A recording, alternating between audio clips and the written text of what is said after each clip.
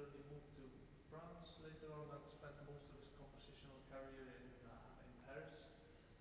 And that's in fact where he wrote the cello sonata. It was also a very late piece, like the Mendelssohn piece, just written 2 years before his death or so, and was in fact the last piece he performed in public himself.